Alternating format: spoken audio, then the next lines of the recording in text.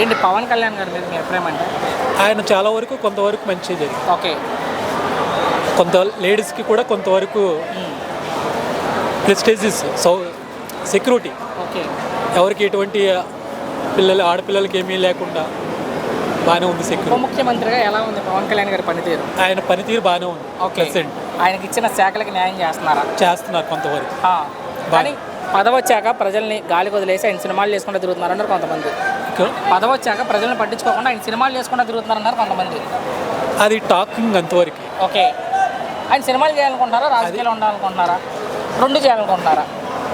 అది వాళ్ళ అభిప్రాయాన్ని బట్టి అవును, అది ఆయన మనం ఇష్టమే. చెప్పలేము కదా. అది ప్రజలుగా మీరేమనుకుంటున్నారు? ప్రజలకు న్యాయం చేయాలని నేను అనుకుంటున్నాను. చేస్తున్నారని కొంతవరకు పర్లేదు. ఓకే. ప్రజెంట్ ఆయన అనుకున్నాయి కొంతవరకు బాగానే ఉన్నాయి.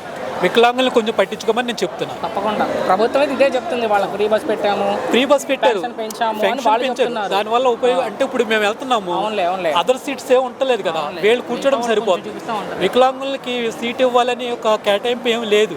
మరి పవన్ గారి గురించి మనం మాట్లాడుకుంటే ఆయన తిట్టే వాళ్ళకి ఏం చెప్తారు? వ్యక్తిగతంగా తిట్టే వాళ్ళకి అది నేను చెప్పలేను. అంటే నేను హ్యాండిక్యాప్ని కదా, గమ్మని నేను చెప్పలేను ఏది కూడా.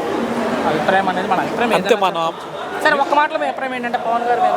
ఆయన చేసింది బాగానే ఉంది కొంతవరకు. Thank you.